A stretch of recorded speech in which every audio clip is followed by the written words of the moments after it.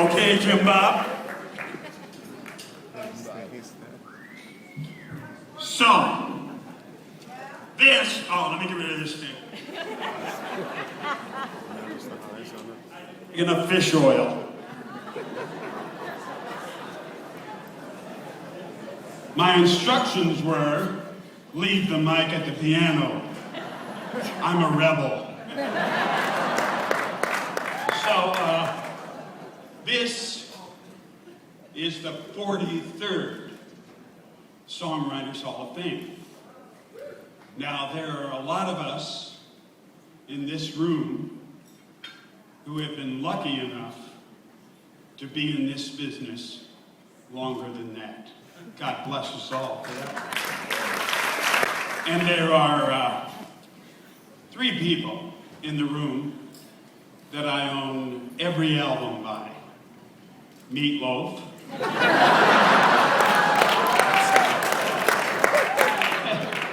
Jim Steinman. And a man we saw earlier, Mr. Bob Seeger. And Bobby and I go back to Rambling Gambling Man. But we were here to talk about Mr. Steinman. So I'm going to start it this way. Excuse my notes, I scribble and I ramble, and my Indian name is Never Shuts Up. Glasses, there they are. I sing with my glasses on my chest. For taking in the rain when I'm feeling so dry. For giving me the answers when I'm asking you why. And my, oh my, for that, I thank you. For coming to my room when you know I'm alone. For finding me a highway and driving me home. And you gotta know, for that, I serve you. For taking and for giving and for playing the game. For praying for my future in the days that remain. And for that, I hold you.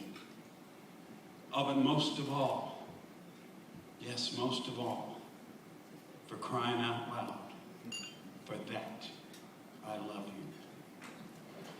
Now, it is my opinion and my fact that that is the greatest love song that has ever been written. And it is a song called For Crying Out Loud by Jim Steinman. Now, I was the one that was lucky enough to be able to record that song on an album called Bad Out of Hell. And I think when Jimmy was written before I met Jimmy, and I think there's a line in the song that says, can't you see my faded Levi's bursting apart? But I weighed about 310 pounds, and it came with a completely different meaning at that point. Jim and I, we used to rehearse down on Broadway, right above the Continental Baths. And we were rehearsing Crying Out Loud. And there had been a young man, a Broadway star named Andre DeShields, who had sang that song before me. And we were rehearsing, and Jim started to say to me, this will give you the idea of our personalities. I'm Mars, he's Venus. He said, listen, Andre's singing like this. And I looked at him and I went, don't you ever tell me how somebody else sang the song. And I proceeded to turn the piano up on its side. Now, Jim sat on this stool very calmly, his feet still on the pedals. So the piano was on its side, and the pedals were on the ground, just like they should be. Now, I have chewed gum, because I have dry throat, every performance I've ever done, including Shakespeare in the Park. And so I quickly chewed a lot of pieces of gum, and we attached the pedal board back to the piano with chewing gum. That is Jimmy. And I'm just going to say this. Jimmy, I call him Jim Bob. Jimmy is like no other songwriter. I consider him, and I got my education from Jim Steinman. I'm a good old Southern boy who grew up on chicken fried steak and white gravy. And when I came to New York to do hair on Broadway, I used to say I'm going down to the theater. And Armand Coulet, who was a director at that point, said, "Where are you going?" I said, "I'm going to the theater." He said, "No, it's theater." I said, "Yeah, that's what I said, theater." And so I got my education from Jimmy, and I think my daughter Amanda's IQ of 163 came from Jimmy, which I'm going to question about that later.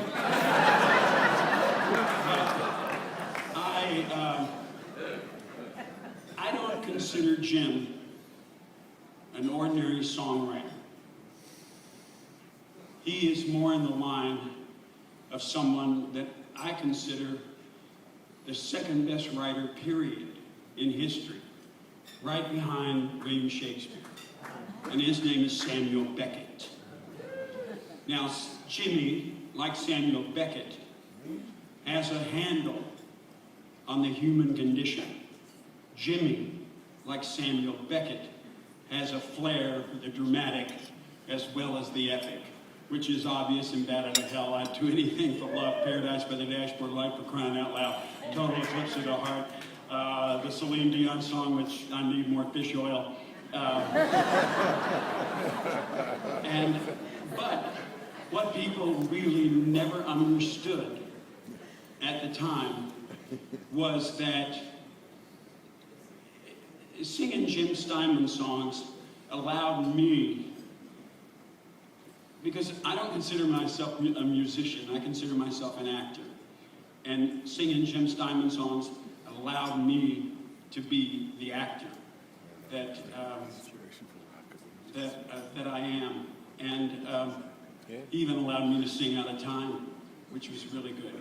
And but what he didn't, what him and Beckett had in common is the wit, the humor, and the wink of the eye. Because that's what Jim Steinman songs are. They're loaded with humor. And that's why Jim and I are in a Vulcan mind meld together, artistically. We're completely different other ways. But that's what they didn't understand about Bat Out of Hell when it came out, was the humor. I sang it as serious as I possibly could. I was deadly serious, and I was serious up there. But I'll tell you what, it's tongue-in-cheek all the way, but the audience has got it. And between Bat Out of Hell 2, Dead Ringer, Greatest Hits, and every album I've ever done with a Jim Steinman song on it, me personally, we're close to 100 million records. And then you do that. Now, I'll tell you, okay, hang on, you applaud, but let me tell you what that gets you.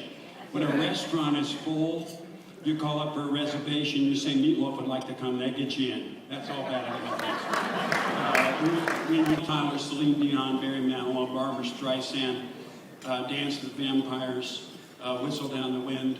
Jimmy's somewhere close to 150, 160 million albums. And there is no other songwriter ever like him. And, here I go getting emotional again, Jimmy. I can never repay him. He has been such an influence, in fact, the biggest influence on my life, and I learned so much from him that there would be no way I could ever repay Mr. Jim Steinman. And the only way I can is by these lyrics, also by Jim. And it holds true for everybody in this room.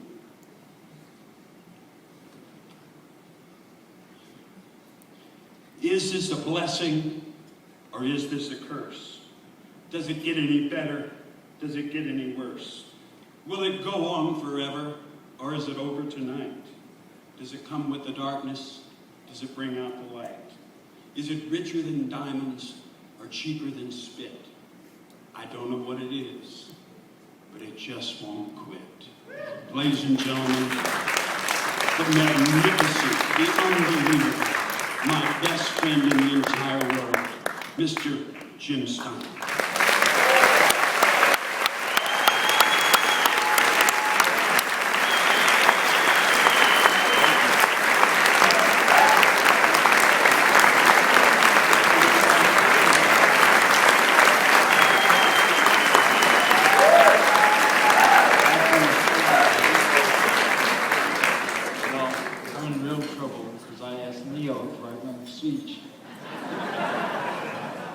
and I have to improvise. I feel, watching people tonight, that I started really late. When I heard Bob Seger talk about 17, going to life. I didn't write my first song till I was 21. I hadn't learned to play piano yet till I was 21. So that was ridiculously late blooming. But I started out by just writing about rock and roll, being a rock critic, which is a genre that Frank Zappa described brilliantly as writers who can't write, writing about people who can't talk, for people who can't read. That made me decide to move on to another phase. So I decided to write rock and roll. The first song I ever wrote, amazingly enough, was called Who Needs the Young, at 21 years old. And I wrote it as a reaction in 1968 to the Chicago riots after the Democratic National Convention in Chicago, when the police and the thugs were called out in Mayor Daley to beat up all the kids and the protesters of Vietnam. And it struck me that it was more exciting to write a song from their point of view than from the kids' point of view.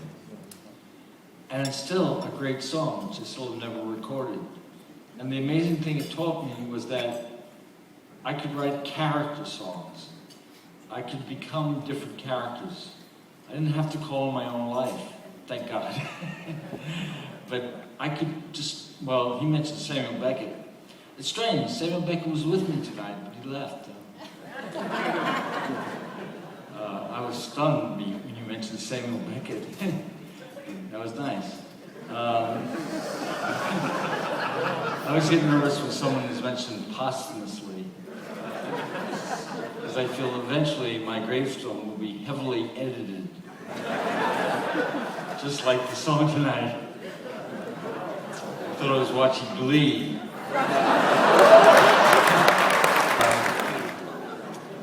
But I wrote this song, and I learned to write theatrically, and that was a great breakthrough for me.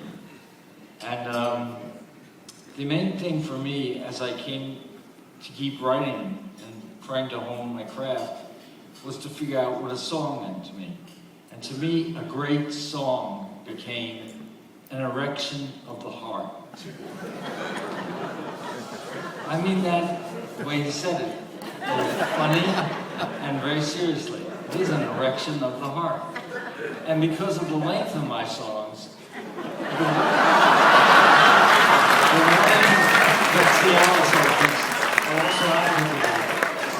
after 4 hours, see a cardiologist. I can't make it short. And of course, every 12-year-old is still, I want to get those records. But for the rest of my life, as long as it will be, I will continue to strive creating erections of the heart. Thank you very much.